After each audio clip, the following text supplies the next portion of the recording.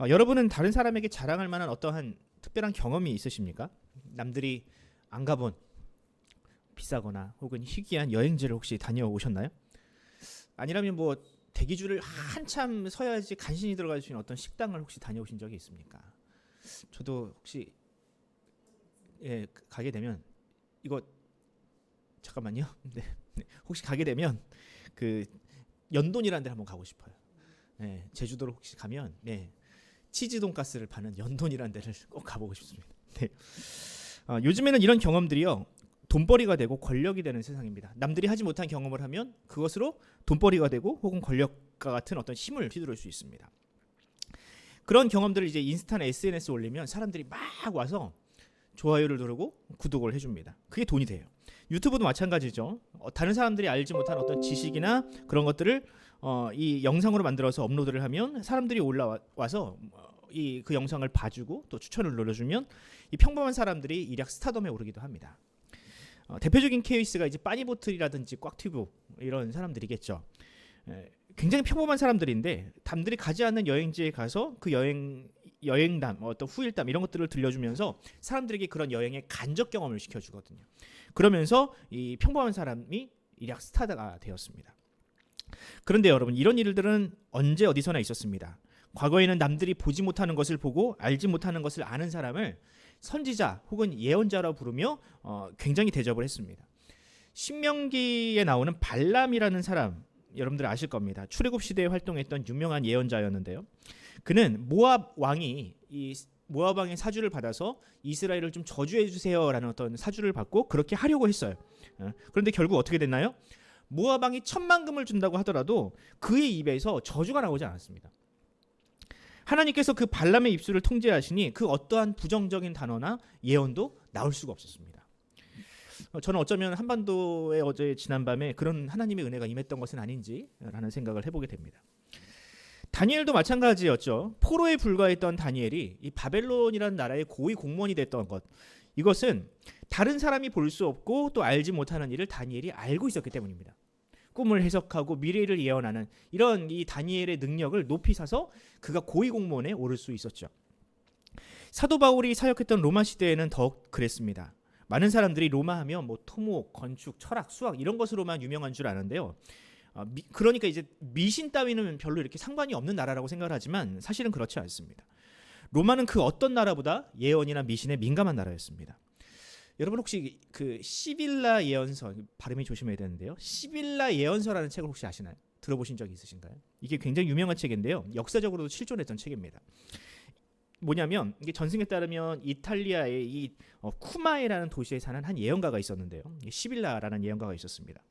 하루는 그가 이제 총 9권의 예언서를 다 작성을 해가지고 로마의 왕 앞에 이것을 비싼 값에 사라고 이렇게 권유를 합니다. 당연히 듣도 보도 못한 사람이 와가지고 비싼 값에 이 예언서를 사라고 하니까 왕이 이제 다 무시를 했죠. 그랬더니 이 시빌라가 9권 중에 3권을 불태워버려요. 그리고 나머지 6권을 가지고 앞서 얘기했던 똑같은 가격으로 제시를 합니다. 이거 사라고. 그래도 안 샀어요. 그랬더니 그 보는 앞에서 3권을 더 불태웁니다. 그리고 나머지 3권을 똑같은 값에 사라고 얘기를 해요. 그제서야 이 로마의 왕이 이 책의 진가를 알아보고 그 3권을 그 비싼 값에 샀다라고 해요. 그리고 이 예언서는 대대로 안 좋은 일이 일어나거나 나라의 중대한 결정을 할 때 왕만 들어가서 잠깐 보고 나오는 열람하는 매우 신성한 책으로 이 대접을 받았다라는 것이 전승처럼 내려오고 있습니다. 그러니까 이 로마 시대가 그랬다라는 거예요. 예언 또 뭐 미신 이런 거에 굉장한 민감한 나라가 바로 로마였다는 겁니다. 바울은 그런 예언이나 환상, 미신이 횡행하던 나라에서 활동하던 목회자였습니다. 사람들은 바울의 입에서 나오는 복음보다 그의 손수건이 일으키는 기적에 열광을 했습니다. 특히 오늘 본문이 배경이 되는 이 고린도 교회가 특히 그랬는데요. 그들은 예언이나 환상에 중독적으로 매달리던 사람이었습니다. 그래서 이제 바울은 그런 고린도 교회를 향하여 그동안 자신이 숨겨놓았던 이야기를 조심스럽게 꺼내놓으려고 하고 있습니다. 과연 오늘 본문을 통해서 바울이 전하고자 했던 진심은 과연 무엇이었는지 한번 살펴보도록 하겠습니다. 먼저 오늘 본문의 배경을 좀 살펴봅시다. 일찍이 바울은 고린도 교회를 향하여 다음과 같이 이야기한 적이 있습니다. 고린도전서 14장 29절로 30절 말씀인데 PPT를 보시고 한번 같이 읽어보시죠. 같이 시작. 예언하는 자는 둘이나 셋이나 말하고 다른 이들은 분별할 것이요 만일 곁에 앉아 있는 다른 이에게 계시가 있으면 먼저 하던 자는 잠잠할지니라. 아멘. 자, 여기 보면 고린도 교회 안에서 이 예언이라는 은사가 얼마나 각광을 받았는지가 알 수 있습니다. 사람들은 저마다 자신이 받은 예언을 자랑하고 은사를 자랑했는데 그중에 예언이라는 은사를 받은 사람들이 특히 말빨이 셌던 것 같아요. 그래서 그들은 저마다 자신의 예언이 진짜라면서 교회를 많이 어지럽혔습니다. 그리고 그런 예언을 주시는 하나님께서 나에게 특별한 어떤 권위도 주셨다라고 사람들에게 자랑을 했죠. 이에 바울은 그들에게 다음과 같이 경고를 합니다. 14장 37절입니다. 같이 읽어봅시다. 시작. 만일 누구든지 자기를 선지자나 혹은 신령한 자로 생각하거든 내가 너희에게 편지하는 이 글이 주의 명령인 줄 알라. 아멘. 무슨 뜻입니까, 여러분? 결국 예언이라는 것도 결국 하나님께서 부여하신 은사라는 겁니다. 그러니까 하나님께서 부여하신 은사니 하나님께서 세우신 질서 안에 너희가 순종하는 것이 마땅하다는 뜻인 겁니다. 바울의 이런 경고가 과연 통했을까? 아니요. 고린도 교회는 그저 편지 한 통으로 그 자신의 어떤 입장 또는 그런 자신의 어떤 태세를 바꿀 만큼 그렇게 순종적인 교회가 아니었습니다. 이후로 고린도 교회는 사도 바울을 음해했고요. 모함했습니다. 그런 거짓 선지자들을 교회에 불러들여서 그들의 말에 더 귀를 기울였습니다. 이처럼 그들은 다시 예전으로 돌아가 버렸어요. 다시 복음을 듣기 이전의 상황으로 돌아갔습니다. 이전처럼 이적과 미신에 휘둘렸고 그들에게 진실한 복음을 전하는 사도가 아니라 그들에게 거짓을 이야기하는 거짓 선지자들에게 마음을 빼앗겨 버렸습니다. 그럼 이 고린도 교회에 들어온 거짓 선지자들이 과연 누구인가? 오늘 본문 고린도 후서 11장 22절과 23절을 보면 그들이 어떤 사람들인지를 대략 짐작할 수 있습니다. 한번 같이 읽어보도록 하겠습니다. 같이 시작. 그들이 히브리인이냐? 나도 그러하며 그들이 이스라엘이냐? 나도 그러하며 그들이 아브라함의 후손이냐? 나도 그러하며 그들이 그리스도의 일꾼이냐? 정신없는 말을 하거니와 나는 더욱 그러하도다. 내가 수고를 넘치도록 하고 옥에 갇히기도 더 많이 하고 매도 수없이 맞고 여러 번 죽을 뻔하였으니. 아멘. 여기 보면 거짓 선지자들이 거짓 선생들이 자신들을 어떻게 소개한다고 하나요? 나는 히브리인이다. 나는 아브라함의 후손이다라고 이야기를 합니다. 그러니까 자신들이 그 혈통적으로 굉장히 이 아브라함 그러니까 바울보다 훨씬 더 나은 사람인 것처럼 이야기를 했다는 거예요. 그리고 심지어 자신을 그리스도의 일꾼이라고까지 자랑을 합니다. 그럼 그런 이 유대인들, 이 이스라엘 사람들이 고린도 교회 안에 들어와서 어떤 일을 했는가? 그들은 고린도 교회를 개척했던 바울을 깎아내리기 급급했습니다. 바울의 출신, 바울의 혈통, 그의 학벌과 또한 그의 사역에 이르기까지 온갖 조작과 날조를 동원해서 사도 바울을 망가뜨렸습니다. 반대로 자신들이 가지고 있는 것은 크게 부풀렸겠죠. 자신들의 학력이 어떻고 자신들의 사역의 열매가 어떻고 내가 무엇을 보았고 이런 이야기들을 통해서 자신이 마치 사도 바울보다 더 유능하고 뛰어난 사람인 것처럼 사람들에게 꾸며냈습니다. 그런데 문제는 뭐냐면 이런 그들의 날조와 허위가 그들의 고린도 교회에는 정말로 잘 통했다는 점입니다. 고린도 교회처럼 유대인들도요, 이 전통적으로 예언이나 환상에 매우 목을 매는 경향이 있습니다. 그러니까 우리가 생각하기에 유대인 하면 하나님의 말씀만 사랑하는 그런 민족 이렇게 생각을 하잖아요. 근데 사실은 그렇지가 않다는 거예요. 유대인들이 존경에 맞지 않는 모세, 다니엘, 예레미야, 에스겔 이런 사람들은요, 이런 선지자들은요, 다 예언과 환상을 보았던 사람입니다. 그러니까 그 후대가 이런 사람들을 존중했던 이유는 그들이 뭐 대단한 믿음을 가져서가 아니라 그들이 남들이 보지 못하는 환상과 미래를 보았기 때문입니다. 그런 것을 예측할 수 있는 능력이 있었기 때문입니다. 제가 그 얼마 전 이 유대인들의 전승을 담아놓은 한 책을 봤는데 거기에 보면 이 유대인들이 얼마나 이 예언, 환상 이런 거에 목을 매는지 알 수 있어요. 거기 보면 성경에는 나오지 않는 이제 후일담 이야기들이 많이 기록되어 있거든요. 거기 보면 근데 아브라함, 이삭, 야곱이요 하늘을 들락날락합니다. 하나님께서 그들을 마치 이제 엘리야처럼 이게 끌어올리셔가지고 천국을 막 구경시켜 주시고 미래에 일어날 일을 다 보여주세요. 그런 이야기들이 유대인들의 전승에 담겨 있습니다. 이처럼 유대인들에게 환상이나 예언은요 하나님의 특별한 소명이 있는 사람, 부르심을 받은 사람들에게 반드시 있어야 할 일종의 라이센스와 같았습니다. 거짓 선지자들은 만약에 바울이 하나님의 사람이라면 바울도 그런 환상을 봤어야 한다. 평범한 사람이 아니라 하나님께서 그를 특별하게 부르셨다면 바울에게도 그런 환상을 보여주셨을 것이다. 그런데 바울이 그런 이야기 하지 않지 않느냐. 그 바울은 오히려 뭐 환상이라든지 뭐 예언이라든지 거지 이런 것들을 터부시하지 않느냐. 고로 바울은 환상을 보지 못했다. 고로 그는 선지자가 아니다라고 이야기를 했던 겁니다. 그런데 반대로 자신들은 그런 환상을 잘 보는 사람들이다. 나는 그런 환상을 하나님께서 보여주셨다라고 이야기를 하니까 고린도 교회가 홀딱 마음을 빼앗겨 버린 겁니다. 왜냐하면 평소 자신들은 그거 좋아하거든요. 너무 좋아하거든요. 막 은사, 막 환상, 계시 이런 거 너무 좋아하거든요. 근데 바울은 그런 것에 대해서 다소 부정적인 입장이라 조금 마음에 안 들었는데 이 사람들이 와가지고 야 너희들이 막 예언을 본다며 나도 보거든. 나는 더 큰 걸 봤어 하면서 그들의 마음을 시원케 해주니까 이제 바울을 버리고 그들을 쫓아갈 수밖에 없었던 겁니다. 바울은 이런 거짓 교사들에게 휘둘려 이 구원으로부터 멀어지는 이 고린도 교회를 위하여 성도들을 위하여 부득불 자신의 고집을 내려놓습니다. 평소 자신은 그렇게 자신을 누군가에게 과시하는 성격도 아니고 자기가 가지고 있는 은사를 누군가에게 드러내는 편도 아니었지만 이번만큼은 나쁘럽지만 그렇게 하려고 하고 있습니다. 왜냐하면 내가 의심을 받는 것은 참을 수 있는데 나로 인해서 하나님의 복음이 이 고린도 교회로부터 멀어지는 것 같으니까 그러니까 부득불 어쩔 수 없이 자신이 경험한 먼 과거의 일 14년 동안 그 누구에게도 이야기하지 않았던 그 과거의 일을 이야기할 수밖에 없었던 것이죠. 바로 이것이 다른 서신서에는 나오지 않는 이 바울의 환상과 계시가 고린도 후서에 나오는 이유입니다. 자, 그러면 이 바울이 부득불 고백한 이 환상과 계시를 통하여 우리는 과연 어떤 교훈을 발견할 수 있을까? 첫째로 우리는 이 본문을 통하여 하나님의 백성은 오직 하나님께 영광을 돌리는 존재다. 그것을 위해 부름받은 존재다라는 사실을 발견할 수 있습니다. 본문 1절을 한번 읽어보도록 하겠습니다. 같이 읽어봅시다. 시작. 무익하나마 내가 부득불 자랑하노니 주의 환상과 계시를 말하리라. 아멘. 여기 보면 바울은 정말로 하기 싫은 티가 팍팍 납니다. 이 이야기를 나는 정말로 하기 싫은데 어쩔 수 없이 너희에게 하고 있다라는 뉘앙스가 강하게 풍겨나옵니다. 그리고 이어서 나오는 내용을 보면 바울이 그런 대단한 환상을 보고도 거두름을 피우질 않아요.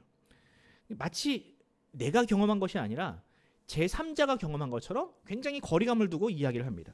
2절과 3절을 보면 그 기적을 경험한 사람을 3인칭으로 이야기하거든요. 근데 누가 봐도 바울이에요. 그런데 바울은 그거 내가 아닐 수도 있어라고 하면서 굉장히 거리감을 둡니다. 저는 이 문맥을 보면서 바울이 이 이야기를 하면서 최대한 자신을 감추려 하고 있구나라는 사실을 발견합니다. 자신이 경험한 것은 최대한 축소하고 그냥 나는 그냥 무언가를 본 사람이야. 그냥 그 정도만 알고 있어. 그 정도 뉘앙스만 남겨놓으려 하고 있습니다. 그럼 여러분 왜 사도 바울은 누군가에게 이야기하면 사람들이 막 확 열광을 하고 막 그렇게 환호할 만한 그런 일을 경험해 놓고도 그렇게 소극적일까요? 만약에 저라면 여러분 제가 어젯밤에 뭘 본 줄 아세요? 하면서 막 뭐 사실은 아니지만 이게 제가 입이 좀 가벼운 사람처럼 누군가에게 얘기 들어요. 저는 아닌데 어쨌든 근데 저는 근데 그런 얘기를 하면 얼마든지 할 것 같아요. 얼마든지 여러분들한테 이해할 수 있을 것 같습니다. 그런데 바울은 그렇게 하지 않는다는 거예요. 왜일까요? 왜 바울은 그렇게 하지 않을까요? 왜냐하면 누군가에게는 그런 계시와 환상에 대한 이야기가 자랑처럼 들릴 수 있기 때문입니다. 또 혹시 이 이야기가 와전되면 바울에게 가가지고 사도 바울 선생님 예수님의 십자가 얘기해 주세요. 이게 아니라 당신이 보았던 천국 이야기에만 좀 해주세요라고 사람들이 그렇게 그냥 거기에만 집중해 버리거든요. 본질에는 집중하지 않고 곁다리에만 집중할 것 같으니까 바울은 최대한 그 이야기를 축소하려고 있습니다. 그런데 여러분 이것은 사실 모든 설교자들의 딜레마이기도 합니다. 보통 설교자들이요 설교를 준비하면서 설교를 잘했다는 평가를 듣고 싶어해요. 대부분은. 그리고 내 설교가 사람들에게 오랫동안 기억에 남기를 바랍니다. 그래서 어떤 유명한 사람의 말을 인용하기도 하고요. 또 혹은 재미있는 이야기, 감동적인 예화를 통해서 성도들의 마음을 감동시키려고 합니다. 그런데 여러분 여기에는 함정이 있습니다. 어떤 함정이냐면 너무 지나치게 감동이라든지 재미만 추구하다 보면 본래 본문이 이야기하고자 했던 메시지는 온데간데 없이 다 사라져버린 경우가 있어요. 1시간 예배드리고 잘 예배드리고 설교를 잘 들었는데 예배 끝나고 나서 기억 남는 건 그래 재밌는 얘기 또 감동적인 스토리 이것만 기억에 남는 경우들이 많거든요. 여러분 그런 설교가 과연 무슨 의미가 있겠습니까? 물론 그런 설교를 좋아하는 사람들이 있을 수 있죠. 그런 설교로 목사는 유명세를 얻을 수 있습니다. 하지만 설교를 통해서 설교자만 남고 그 이야기만 남고 하나님이 남지 않는 설교라면 오히려 그것은 복음에 방해가 되는 것은 아닐까요? 바울도 역시 마찬가지의 고민을 했습니다. 자신의 경험이 분명히 희귀한 것이고 누군가에게는 자신을 어필할 수 있는 효과적인 도구이기도 해요. 바울 스스로도 그 환상을 통해서 많은 것을 얻었을 겁니다. 어떤 것을 얻었을까요? 와, 하나님께서 나를 인정해 주시는구나. 내가 사도로 부름받은 것이 맞구나라는 어떤 그런 확신을 세우는데 이 환상은 분명 도움이 되었을 겁니다. 하지만 그것은 그저 자기 자신에게만 유익할 뿐이었습니다. 구원을 받아야 할 다른 사람들에게는 오히려 걸림돌이 될 수도 있는 문제였습니다. 그래서 이 바울은 사람들에게 자신이 본 것을 최대한 감추고 관심을 갖지 않도록 최대한 뭉뚱그려서 이야기를 했습니다. 하지만 바울이 이 환상과 계시를 통해서 뚜렷하게 보여주고 싶은 것이 딱 하나 있었습니다. 그것이 무엇이냐? 바로 그 계시를 보여주신 분이 하나님이라는 사실입니다. 2절과 3절을 보면 똑같은 문구가 반복이 됩니다. 어떤 문구냐? 이런 문장입니다. 그가 몸 안에 있었는지 몸 밖에 있었는지 나는 모르거니와 하나님은 아시느니라. 이 똑같은 문장이 두 번에 이어서 반복이 됩니다. 나는 잘 모른다. 나는 거기에 주체도 아니고 내가 그것을 원해서 받은 것도 아니다. 하지만 이 모든 것은 하나님으로부터 말미암은 것이다 라고 바울은 강조하고 있습니다. 여러분 이것이 무엇을 의미할까요? 유대인들이 이야기하는 것처럼 계시나 환상은 그 사람이 특별해서 받는 것이 아니라는 뜻입니다. 어떤 특별한 자격이 있어서 그것이 주어지는 것이 아니라는 뜻입니다. 모든 은사는 환상과 계시는 하나님의 섭리와 계획 안에서 사람들에게 그저 주어지는 것일 뿐 그 사람에게 무엇이 대단해서 그 사람에게 주신 것이 아니라는 뜻입니다. 여러분 어떻습니까? 사도 바울의 이런 입장과 거짓 교사들의 태도 굉장히 다르지 않습니까? 거짓 교사들은요 하나님을 이용해서 자신을 높이고 있습니다. 반대로 사도 바울은요 자신을 최대한 낮추고 하나님을 어떻게든 높이려고 있습니다. 여러분 이것이야말로 이런 태도야말로 누가 진실한 사도인지를 보여주는 결정적인 증거가 아니겠습니까? 사랑하는 성도 여러분, 이것이 바로 우리 그리스도인들이 어떤 상황에서도 놓치지 말아야 할 겸손이라는 덕목입니다. 설사 하나님께 큰 은혜를 받았어도 부흥을 맛보았어도 그것을 주신 분은 하나님이고 어떠한 성공을 거두었어도 그것으로 나를 높이는 것이 아니라 하나님을 높이는 것이 바로 우리 부름받은 그리스도인들의 사명이라 할 수 있습니다. 연말에 되면 많은 시상식들이 있습니다. 거기서 이런 이야기를 하는 사람들이 많이 있어요. 모든 영광을 하나님께 돌려드립니다. 크리스찬인 거죠. 그런데 여러분 이런 연말 시상식에서나 들을 수 있는 이런 단어는 결국 우리의 입버릇이 되어야 합니다. 우리는 언제 어디서나 누구를 만나든 이 말 모든 영광을 다 하나님께 돌린다는 이 말 설사 말이 아니더라도 우리의 행동과 우리의 어떤 결정을 통해서 하나님께 영광을 돌리는 삶을 우리는 지켜가야 합니다. 가정에서도 직장에서도 교회에서도 내가 아닌 내 삶의 주인이 하나님이심을 잊지 말고 그것을 증거해 나가야 합니다. 여러분 이것이야말로 우리 그리스도인들이 할 수 있는 가장 효과적인 전도입니다. 나를 자랑하고 나를 높이고 내가 무엇을 보았고 내가 어떤 은사를 가졌고 여러분 이게 그 사람에게만 유익이 있는 거라니까요. 교회는 공동체는 아무런 유익이 없습니다. 여러분 그렇게 자랑한다고 해서 성도로 하여금 그리스도의 장성한 분량에 이르도록 한 뼘이라도 그 사람을 성장시킬 수 있습니까? 그런 은사가 그런 예언이 왜 나한테는 저런 은사를 하나님께서 주시지 않았을까? 왜 하나님은 저런 성공과 저런 어떤 그 열매를 나에게는 주시지 않았을까라는 그런 상대적인 박탈감만 일으키지 않을까요? 그러므로 여러분 참된 구원은 어떤 대단한 기적이나 어떤 은사나 예언이 아니라 그냥 삶의 작은 영에서 일어나는 삶의 작은 기적, 우리의 순종 그리고 겸손을 통해서 사람은 변화될 수 있습니다. 그것이야말로 사람을 변화시키는 구원하는 진정한 무기입니다.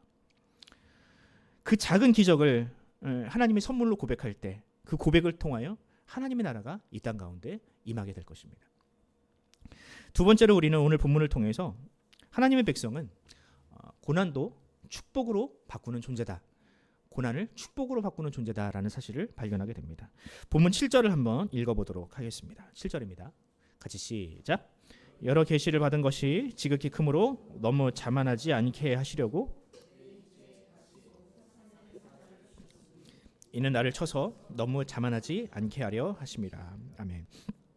바울은 과거 14년 전, 그 14년 전에 받은 계시와 환상을 이야기하면서 동시에 하나님께서 그때 나에게 주신 사탄의 사자가 있다라고 이야기를 합니다. 여러분 참 이상한 고백이죠. 사도 바울과 같은 위대한 사도의 곁에 사탄의 사자가 항상 따라다니고 있었대요. 심지어 그것을 하나님께서 그에게 주셨대요. 이게 논리적으로 잘 이해가 잘 안 됩니다. 그리고 이 말이 사도 바울에게 하등 도움이 되지 않습니다. 왜냐하면 여러분들 생각해 보십시오. 지금 사도 바울은 고린도 교회로부터 의심과 또한 멸시를 받고 있는 상황입니다. 자신을 높여도 지금 모자란 상황에 내 옆에 지금 사탄의 사자가 따라다니고 있다 이런 얘기를 해봤자 바울에게 뭐가 도움이 됩니까? 그런데 여러분 저는 바울의 이 편지에서 이 사탄의 사자가 무엇인지를 더 이상 설명하지 않는다는 사실을 조금 더 이상하게 생각합니다. 그러니까 이렇게 얘기를 했으면 그 사탄의 사자가 무엇인지 좀 구구절절 설명을 해야 되는데 설명을 안 하고 있거든요. 무슨 뜻일까요?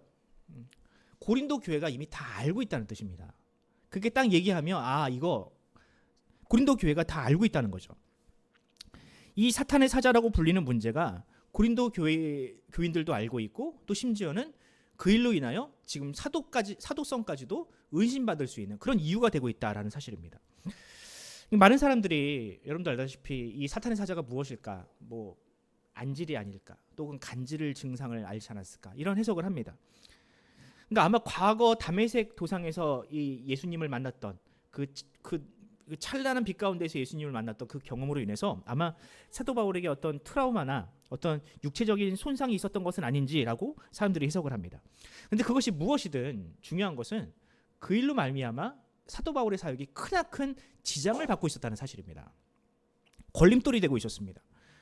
여러분들도 그렇게 생각을 하지 않았을까요? 만약에 사도 바울을 봤다면 아니 저렇게 위대한 사도가 사람의 질병을 고치고 그 손수건만 대어도 사람이 낫고 죽은 사람마저도 살려내는 그 위대한 사도가 어찌 자신의 병 하나 고치지 못할까?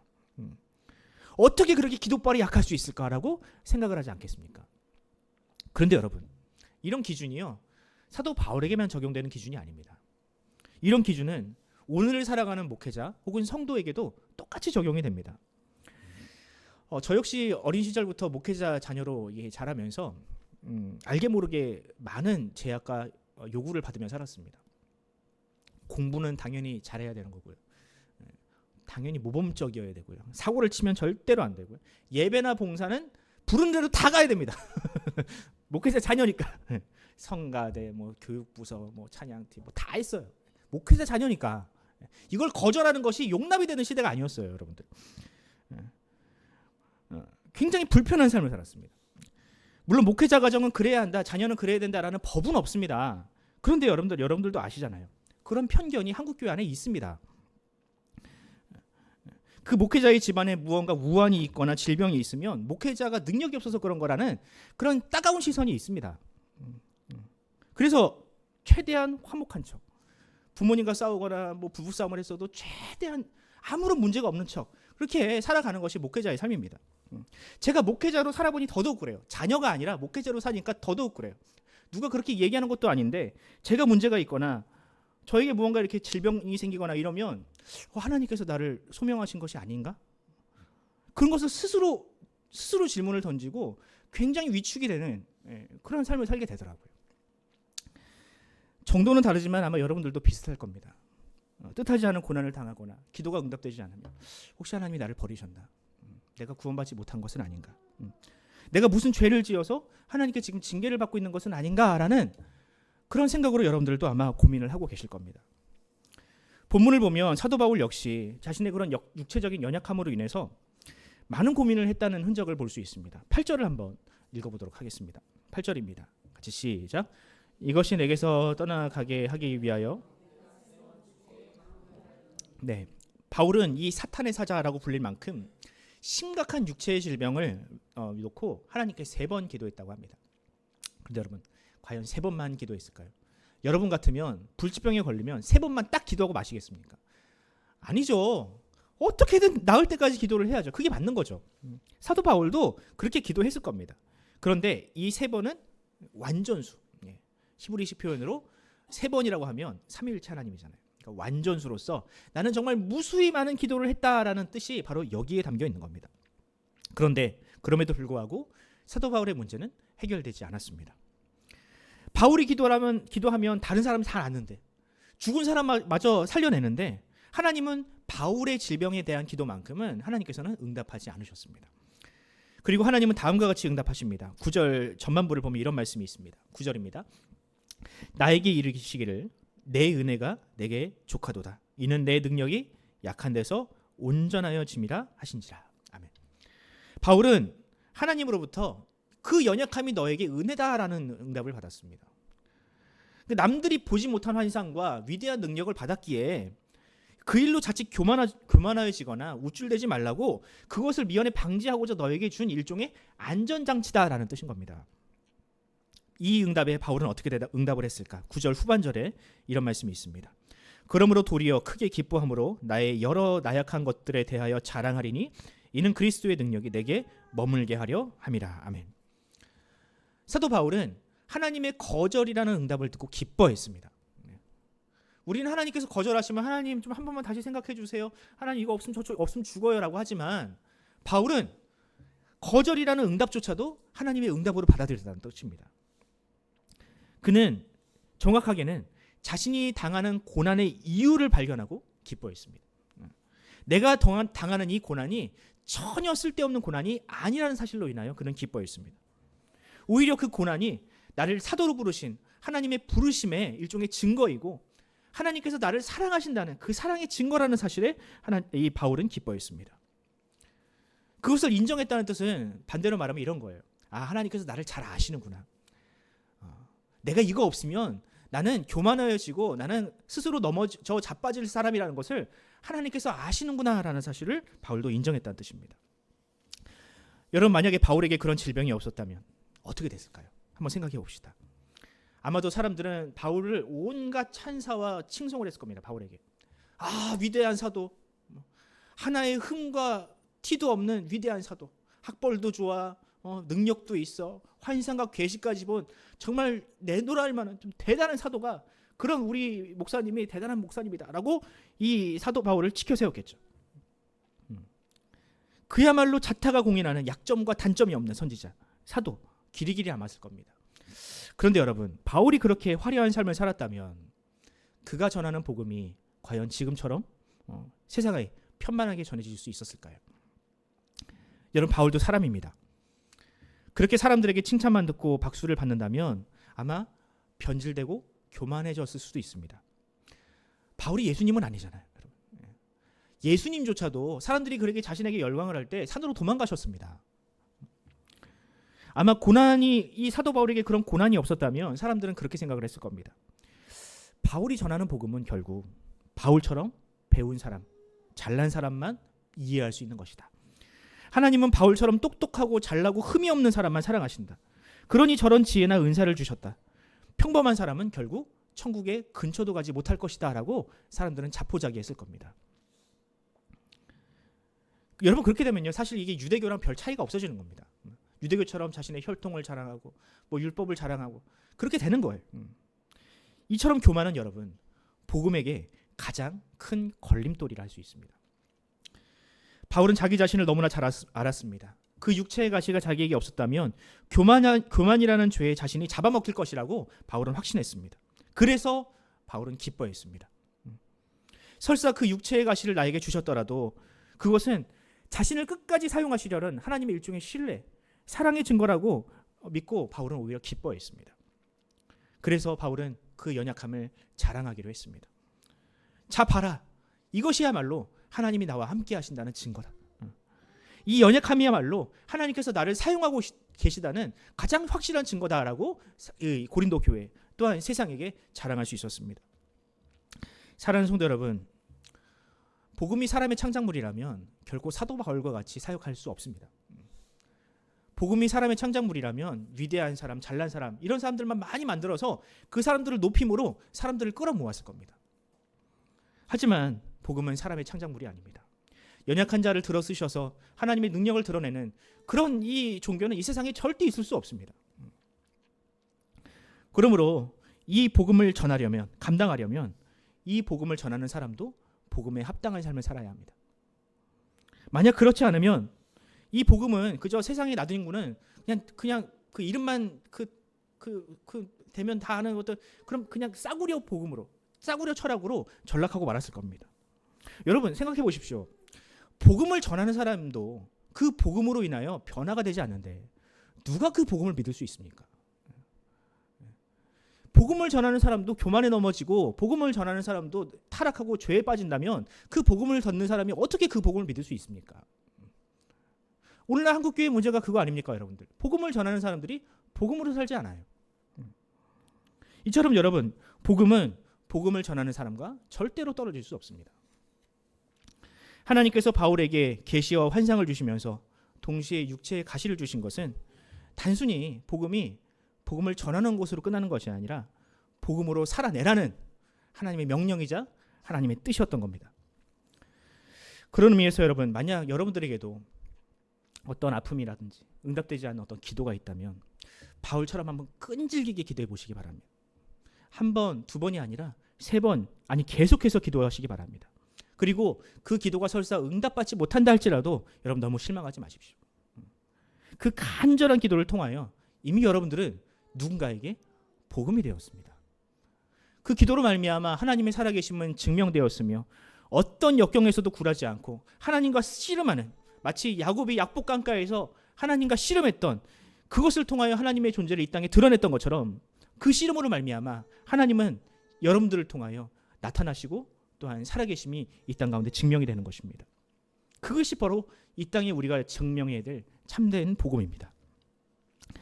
제가 좋아하는 말 중에 이런 말이 있습니다. 해석된 고난은 더 이상 고난이 아니다. 그러므로 여러분, 이 고난이 없어지기를 위해서 기도하기보다 이 고난을 해석하는 힘을 달라고 여러분들 하나님께 기도하시기 바랍니다. 우리의 삶에 여러분들 고난마저 없다면 어떻게 우리가 세상과 구별된 삶을 살 수 있습니까? 그 고난을 극복해 나가는 과정을 우리가 세상에 보여주지 않는다면 우리가 세상과 무엇이 다를 수 있습니까? 하나님의 백성이 이 세상에 왜 필요한지 우리가 과연 세상 앞에 어떻게 이해할 수 있겠습니까? 바라기는 우리 모두가 이 고난이라는 망치와 정으로 만들어져가는 하나님의 아름다운 조각상이 되길 바랍니다. 조금 아파요. 돌이 뭐 아프진 않겠지만 분명히 아플 거예요. 마치 하나님이 고난을 통해서 우리를 그렇게 만들어 가신다. 사도 바울을 그렇게 만들어 가셨던 것처럼 우리를 복음의 사람으로 만들어 가신다라는 사실을 우리가 잊지 않기를 바랍니다. 여기까지가 제가 어제 10시까지 작성해 놓은 거입니다. 이후로 말씀 뵙겠습니다. 사실 어제 설교를 준비하다가 도중에 큰 뉴스를 만나고 집중이 전혀 되지 않았습니다. 과연 오늘 예배가 열릴 수 있을지 목사님께 물어봤거든요. 오늘 예배해요? 네, 한다고. 안 했으면 저는 아마 그 국회 앞으로 달려가지 않았을까. 그 예배를 드리니까 설교를 준비해야 되니까 어쩔 수 없이 사명감으로 이 설교를 준비를 했거든요. 네. 아마 여기 계신 여러분들도 대부분 이 가슴을 쓸어내리면서 아마 이 자리까지 오셨을 거라 생각을 합니다. 설교를 한참 준비하다가 졸지에 TV 앞에서 한 몇 시간을 보냈거든요. 보면서 이제 제게 가장 먼저 드는 생각은 이겁니다. 내가 지금 꿈을 꾸고 있나? 라는 생각을. 내가 지금 TV를 보고 있는 게 맞나? 이런 생각을 하게 되었어요. 말로만 듣고 영화에서만 보던 일들이나 어떤 그런 단어들이 막 TV에서 막 나오니까 전혀 현실감이 없는 겁니다. 서울의 봄이라는 영화, 그 영화가 눈앞에서 지금 막 펼쳐지고 있는 거예요. 그것을 보고 한숨만 나왔습니다. 영화도 이렇게 만들면 욕을 먹는다. 그런 현실이 눈앞에 펼쳐지는 것을 보고 너무나 답답했습니다. 아침에 출근을 하려고 이제 나이를 데려다주고 이제 돌아오는 길에 초등학생들이 이렇게 막 자기들끼리 모여가지고 이제 등교를 하더라고요. 근데 아이들의 입에서 그 얘기를 해요. 탄핵이 어쩌고 하야가 어쩌고 초등학생들의 입에서 그런 단어가 나오더라니까.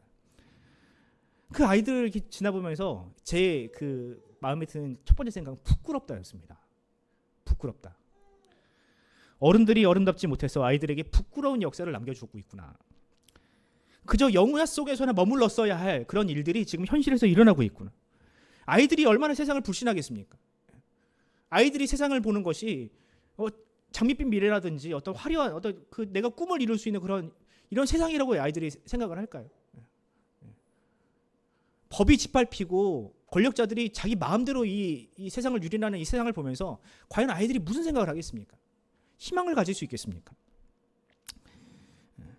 저는 도대체 그분들이 본 환상, 무엇을 보았길래, 무엇을 기대했길래 이런 일을 벌이는지 당최 이해가 되지 않았습니다. 뭔가를 보긴 봤을 것 같아요. 뭔가 대단한 청사진을 끌어놨겠죠. 근데 그들이 본 청사진이 과연 모든 사람들이 이 용납하는, 기뻐하는 그런 일일지, 전혀 현실적이지 않은 그런 비현실 가운데 그들이 살고 있는 것은 아닌지 굉장히 답답했습니다. 사랑하는 성도 여러분, 성도는 자기가 만들어낸 환상 속에 사는 존재가 아닙니다. 내가 살고 싶은 세상, 내가 만들어내는 세상을 살아내는 사람이 성도가 아닙니다. 자기가 보고 싶은 것만 보는 존재가 성도가 아닙니다. 성도는 하나님께서 보여주는 세상, 하나님께서 보여주시는 것을 믿고 그것을 현실로 이뤄내기 위하여 피와 땀을 흘리는 존재가 바로 성도라는 존재입니다. 여러분, 바울을 한번 보십시오. 바울이 자기가 만들어낸 환상 속에 살지 않았습니다. 하나님께서 보여주신 그 환상을 이 세상 속에 주기도문의 기도처럼 하나님의 나라가 이 땅 가운데 이루어지기 위하여 그는 끊임없이 기도하고 자신의 생명까지 내던졌던 사람입니다. 자기가 보고 싶은 세상이 아니라 하나님께서 보여주신 환상을 이 세상 가운데 이루기 위하여 끝까지 달려간 사람이 바로 바울이었습니다. 그리고 여러분, 그 사명은 바로 저와 여러분에게도 주어졌습니다. 비록 우리는 바울처럼 하나님께서 보여주신 뚜렷한 환상을 보지는 못했어요. 무언가 특이한 경험을 하거나 대단한 은사를 받은 사람들이 아닙니다. 하지만 여러분, 하나님께서 우리에게 보여주신 것이 있지 않습니까? 우리가 믿음의 눈을 들어서 보고 있는 것이 있지 않습니까? 바로 예수 그리스도의 십자가와 그분의 부활, 다시 오실 그 하나님의 나라를 우리는 믿음의 눈을 들어서 보고 있지 않습니까? 그러므로 여러분, 이것이야말로 하나님께서 우리에게 주신 가장 큰 환상이자 가장 큰 선물입니다. 아무리 대단한 환상을 보고 대단한 기적을 행한다 할지라도요, 그리스도를 믿는 믿음이 없다면 그것은 다 헛방에 불과합니다. 아무런 의미가 없는 거예요. 그러므로 우리 모두 이 세상이 알지 못하고 보지 못하는 것들을 이 세상에 한번 보여줍시다. 세상은 저마다 자신이 야망과 자신이 보고 싶은 것만 보잖아요. 사단도 예수님에게 그런 환상을 보여주지 않았습니까? 세상을 다 보여주면서 내 눈앞에 내 앞에 절하면 다 주겠다고. 하지만 예수님은 그 환상을 정말 그야말로 그 자리에서 거절하신 분입니다. 마찬가지로 우리 역시 사단이 보여주는 환상이 아니라 하나님께서 보여주시는 그 십자가 사랑을 이 세상에 가져옵시다. 세상은 그것을 초현실이라 말하고 환상에 불과하다 말할 수 있겠지만 그리스도의 사랑이 이 세상에 얼마나 유익하며 이 세상을 얼마나 유익하게 만드는지, 그것이 판타지가 아닌 우리 곁에 있는 하나님의 나라가 이 땅 가운데 임해 있다는 가장 확실한 증거라는 사실을 우리가 세상 앞에 보여줍시다. 물론 그 일을 위해서, 그 환상이 이 세상에 현실이 되기 위해서는 때로는 우리의 삶에 고난이 필요할 수도 있습니다. 하나님은 그 고난이라는 재료를 통해서 이 세상에 하나님의 나라를 이루어 가실 수도 있습니다. 하지만 여러분, 우리의 연약함을 통해서 드러낼 그 하나님의 나라, 우리가 그 나라를 바라보며 뚜벅뚜벅 그 길을 걸어갑시다. 때로는 고난, 때로는 어떤 사회적인 불의를 목도한다 할지라도 실망하지 마시고 주님의 나라가 반드시 이 땅 가운데 임할 것을 믿고 우리가 그 길을 끝까지 달려가는 그 일의 동역자가 되는 저와 여러분이 되기를 간절히 소원합니다. 이 시간 함께 기도합시다. 아침에 다 이제 마무리가 되고 이제 샤워를 하다가 저도 모르게 눈물이 나더라고요. 하나님 감사합니다. 하나님께서 이 나라를 지키시는군요. 또 한편으로는 이 불의한 세상으로 인하여 너무나도 가슴이 아팠습니다. 과연 내 자식이 살아갈 이 나라가 이래서 맞는 거야? 과연 우리의 기도와 한국교회가 무엇이 부족하길래 이런 사태를 막을 수 없는가? 나는 눈물이 제 앞을 가렸습니다. 사랑하는 여러분, 우리가 꿈꾸는 나라는 어쩌면 좀 아직 멀었는지도 모르겠습니다. 하지만 우리가 기도한다면, 주님의 말씀으로 우리가 끝까지 살아낸다면 반드시 주님의 나라, 하나님의 나라는 이 땅 가운데 임할 줄로 믿습니다. 우리가 그 환상을 절대로 버리지 말고 그 희망을 놓치지 맙시다. 주님, 나를 사용하여 주시옵소서. 비록 이 세상이 힘들고 고난이 있다 할지라도 주님께서 우리에게 보여주신 그 하나님의 나라를 이 땅 가운데 꼭 이루어 주시옵소서. 우리 푸른 사랑의 교회와 우리 성도들이 하나님 앞에 끊임없이 기도하게 했사오니 주여 나를 사용하여 달라고, 이 땅을 불쌍히 여겨달라고, 이 나라를 주님께서 붙잡아 달라고 우리가 이 시간 한 목소리로 주여 한번 부르짖으며 간절하게 기도합시다. 주여. 아버지 하나님, 주님, 이 나라와 이 민족을 주님께서 불쌍히 여겨주시옵소서. 하나님, 하나님의 나라는 이 땅을 이루어주옵소서. 멀게 느껴지고 또 보이지 않을지라도 주님, 우리가 하나님의 말씀을 믿고 의지한다면 반드시 이 땅 가운데 그 나라를 이루실 줄 믿습니다. 주님, 우리의 고난은 하나님의 나라를 이루는 하나님의 진노입니다. 주님, 우리의 삶 가운데 일어나는 여러 가지 고난도 역시 마찬가지로 응답되지 않는 기도 역시 마찬가지로 하나님의 나라를 이루고 가시는 간절히 주님 믿습니다. 주여, 우리를 불쌍히 여겨주시옵소서. 우리의 믿음 목숨을 주님께서 불쌍히 여겨주시옵소서. 이 나라의 민족을 주님께서 불쌍히 여겨주시옵소서. 아버지 하나님, 정말로 이 가슴을 쓸어내는 이런 위험천만한 일들이 다시 이 땅 가운데 일어나지 않게 하여 주시옵소서. 아버지 하나님, 우리를 불쌍히 여기시고 우리 한국교회와 성도들이 복음을 전하는 것에 멈추는 것이 아니라 복음으로 살아내는 성도들이 되어 이 세상에 정말 사랑이 왕노릇하고 하나님의 나라의 질서가 이 세상 가운데 이루어지는 주여, 그런 복으로 주여 우리를 사용하여 주시옵소서. 세상에 휘둘리지 않게 하여 주시옵시고 세상 질서에 굴복하지 않게 하여 주시옵소서. 오직 하나님의 나라만이, 그 질서만이 이 세상에 우리의 삶의 가운데 주범이 되고 질서가 되는 주여 우리를 사용하여 주시옵소서. 아버지 하나님, 주님 인도하여 주시옵소서. 하나님의 나라를 이 땅 가운데 이루어 주시옵소서. 아버지 하나님, 그 정의와 공의가 강물같이 흐르는 정의와 우리의 삶 가운데 지금 주여 인도하여 주시옵소서. 아버지 하나님, 우리는 힘도 없고 연약합니다. 아버지 하나님, 이 세상 앞에 부딪힐 수밖에 없는 것이 우리 연약한 백성들입니다. 하지만 사도 바울이 고백한 것처럼 그 연약함 속에 하나님의 강함이 나타날 줄로 믿습니다. 하나님의 강함이라는 것은 우리의 약함을 통하여 나타난다고 말씀하셨습니다. 주여, 우리를 사용하여 주시옵소서. 연약한 우리를 주님의 도구로 사용하여 주시옵소서. 눈물로 부르시는 이 한국교회에서 이 백성들의 울부짖음을 주님께서 들으시고 아버지 하나님, 우리에게 희망이 난다는 것을 행복되게 하여 주시옵소서. 우리 자녀들에게 자랑스럽게 불릴 수 있는 나라가 되게 하여 주시옵소서.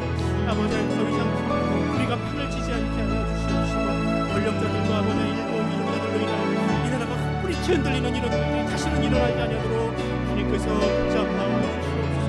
주여, 우리를 불쌍히 여겨 주시옵소서. 하나님, 하나님의 나라가 이 땅 가운데 임하게 하여 주시옵소서. 주여, 인도하여 주시옵소서. 이 시간 계속해서 기도할 때 이 나라와 민족을 위해 기도합시다. 위정자들이 정말로 하나님의 앞에, 또한 백성들 앞에 부끄럽지 않은, 후손들에게 부끄럽지 않은 정치를 하게 해달라고 이 시간 기도하시기 바랍니다. 또한 이 시간 기도하실 때 이 나라 민족에 여러 가지 어려움들이 있습니다. 경제적인 문제, 정치적인 문제, 또한 안전의 문제, 또한 전쟁의 문제까지 정말 산적해 있는 이런 여러 가지 문제들이 있습니다. 주님, 이 나라를 불쌍히 여겨주시옵소서. 하나님, 하나님의 나라가 이 땅 가운데 임하여 이 나라가 다시금 단석 위에 세워지는 우리 자손들에게 정말 자랑스럽게 물려줄 수 있는 그런 나라 되게 하여 달라고 이 시간 함께 기도합시다. 이를 위하여 우리 한국교회가 다시금 깨어서 기도해야 할 줄로 믿습니다. 단순히 복음을 전하고 예배를 드리는 공동체로 머무는 것이 아니라 복음으로 살아내는 공동체, 우리 성도 한 사람 한 사람이 복음이 되는 공동체가 될 수 있도록 주님께서 우리를 사용하여 달라고 이 나라 민족과 교회를 위하여 이 시간 한 번 더 주의 무릎 꿇고 기도하겠습니다. 주여. 아버지 하나님, 주님의 아버지 하나님이 이 나라를 불쌍히 여겨주시옵소서. 이 나라의 민족을 주님께서 불쌍히 여겨주시옵소서. 아버지 하나님, 정의가 무너지고 법이 무너지고 아버지 하나님, 여러 가지 것들이 정말 위태로운 나라를 주님께서 불쌍히 여겨주시옵소서. 경제적인 문제가 심각합니다. 자영업자들이 문을 닫고 있고 사업인의 삶의 경제가 무너지고 있습니다. 전쟁의 위협은 날로 높아지고 있으며 이제 아버지 북한뿐만 아니라 러시아와 중국까지 우리가 동시에 봐야 되는 상황입니다. 주여, 이 나라를 주님께서 어찌하시겠습니까? 주여, 이 나라를 주님께서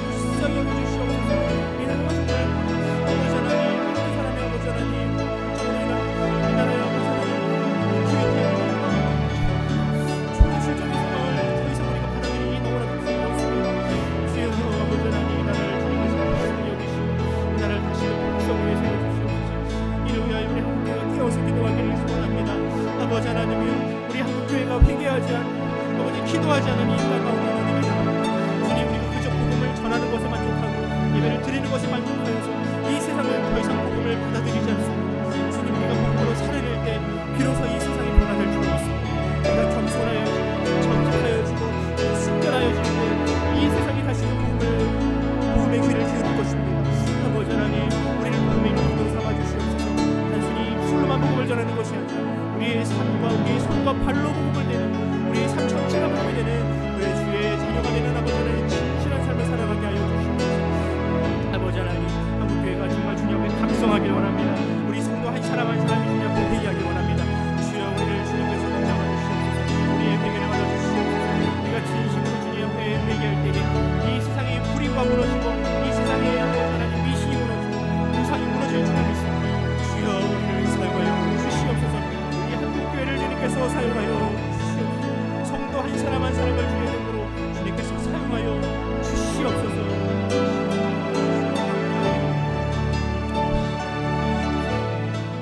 이 시간 마지막으로 기도하실 때 우리 성도들 아픔을 당하고 있는 성도들 한 사람 한 사람을 위하여 기도해 주시기 바랍니다. 우리 병상에도 계속 누워 계신 우리 우동락 성도님, 또한 병상에 계신 우리 최진식 우리 집사님, 또 이광재 강윤원사님의 막내딸 가희에 이르기까지 우리 성도들의 아픔과 또한 그들의 고통을 주님께서 아시오니 주님께서 그들의 아픔을 주님께서 아버지 하나님 그들을 아버지 하나님 붙잡아 주시옵소서. 아버지 하나님께서 그들의 아픔을 아시오니 그들의 가족들의 기도를 주님께서 듣고 계시오니 그들의 기도를 주님께서 응답하여 달라고 이 시간 우리가 기억에 남는 우리 기억하고 있는 그 환우들의 이름을 불러가면서 우리가 이 시간 마지막으로 주여 몸으로 짓고 간절하게 기도합시다. 주여 아버지 하나님